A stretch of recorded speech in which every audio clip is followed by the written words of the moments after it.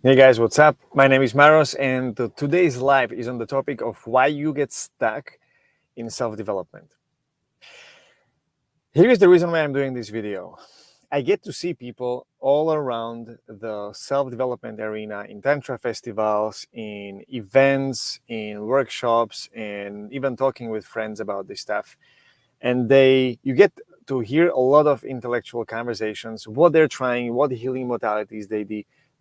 Sometimes people talk about psychedelics, and they talk about, and this can even happen with releasing, and they talk a lot about how they feel, and they talk about all these theories and all these abstractions and shadow work and paradoxical intention and all these things that they are doing, that they have in abstract understanding, and that they have possibilities to do in order to get better. Now, here's why people get stuck. When you are doing self-development, and which means that you're growing yourself, you're moving forward yourself, you're expanding who you are as a person, you're growing, you can approach this from two perspectives. One perspective is the feminine perspectives, and the other perspective is the masculine. Just like everything in the world has a masculine and feminine pole, self-development also has a feminine and masculine pole. Normally, and you can notice this in nature, in people, everywhere, the masculine pole gives the structure. Masculine pole is the purpose, it's the mission, it's the outcome, it's the straight line from A to B, or at least as straight as possible from A to B. Feminine pole is the expression, it's the feelings, it's the randomness, it's the mystery, it's the unknown, it's the searching and then having, aha, this is the feminine pole. When you look at the tree, for instance, the tree has a trunk. The trunk is a masculine part of the tree because it creates structure for the feminine expression on the tree, which is the leaves, the squirrels, the apples, and all the stuff that grows in the tree, right? If there's no masculine, if there's no trunk on the tree, there's going to be no massive, big, beautiful tree that's going to create a lot of space for many animals and fruits. At the same time, if you have only a trunk, there's no leaves, then the trunk is kind of useless, right?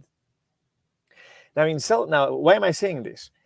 In self-development, the feminine pole is all the techniques, all the books that you have read, all the videos that you have seen, all the concepts and abstractions that you can make, all the understanding, the metaphysics and philosophy that you know about how to live a life, how to do the right thing, what to do. The masculine part is getting shit done, is setting a goal, doing the stuff that needs to be done in order for that goal to be achieved, and achieving the goal, reevaluating what happened on the way, and setting the next one. Right? If there is no masculine and there is just feminine, you will see people in Tantra festivals and in self-development workshops, and actually esoteric shops are a great example. You will see people buying crystals and stones and statues of Buddhas and another book about tarot, while being in debt and being completely useless and impractical in their life. What's it worth that you know all these things and that you have perfect understanding of philosophy and of religion and of esoterics, and you know how to in theory move energy and all this stuff? What is it worth if you're dysfunctional in the real life? What is it worth if you can provide for your family, if you can be able to create amazing experiences for yourself, for your family, for your kids, with your friends, and do amazing projects that are helping you, that are helping others? It's useless, right? That's what happens when there is only feminine part. Now, when you see only masculine, that there is no feeling, there's no theory, who gives a fuck about philosophy? I have a goal and the goal must be finished. These are the people who get burned out because they don't care, right? There's this, you can see this in the investment banking industry. You can even see this in strategic consulting, in the strategy consulting, where people have crazy goals and they meet those goals and they say, this is going to fucking happen, period. I don't care how I feel. I mean, of course, it's changing over the past few years, but in the last, maybe from 10 years ago and before, it was this, like, these areas were crazy on how masculine this was. You can find this actually today. This moved more into startups. So if you have only the masculine and there's no feminine, you will also get stuck, because eventually you have to process your feelings that happen on the way. You have to somehow create some higher purpose for your life, because if you don't, and it's all focused on one thing and one thing only, to just deliver, then eventually there's going to be lacking meaning. And lack of meaning will create lack of motivation. Lack of motivation will create stuckness. Now, practically, if you look at people, like everyone has some distribution of these two. Some people are more masculine, some people are more feminine, have more masculine tendencies, feminine tendencies, and there's a balance. If you go to the extreme, you look at, on the masculine side, you can look at Jocko Willink, the former Navy SEAL. He has 20 years of experience as being Navy SEALs officer.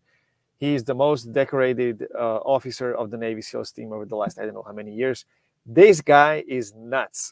Like, this guy just gets shit done. He sets a goal, he does it. He sets a goal, he does it. His main motto for life is discipline equals freedom.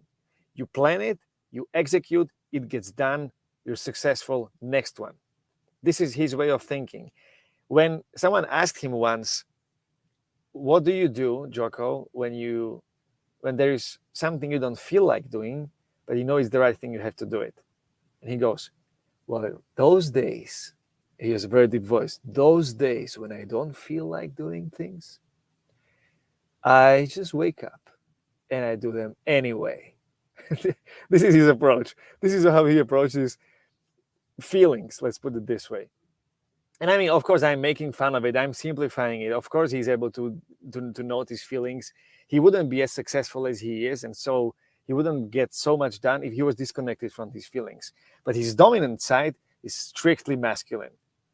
Also, he would not be able to raise a family and have a happy life for 20 years if he weren't feminine at all. Now, on the other side, you have feminine aspects, which is, for instance, Michael Singer. That's the guy who, when he was 20, he had a mystical experience. When he was in his 20s, he had mystical experience.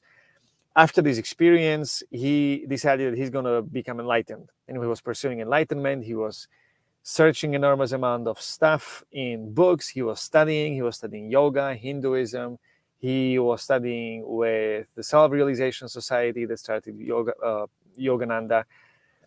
And eventually he locked himself up in the woods and he was just meditating for like a really long time, years. And eventually he decided that this is not what he wants, and this is not probably the path to self-realization as he talked about it and as he wanted it. So he decided to participate with life and participate in the world everywhere where it feels like he's required. And he turned the world into a spiritual quest. And what he did is he did all these things, but the reason why he did them was to use them as a fuel to let things and let emotions come up, process them, heal them, and do his spiritual practice in the work. As he's setting goals, as he's helping people, creating companies, doing stuff.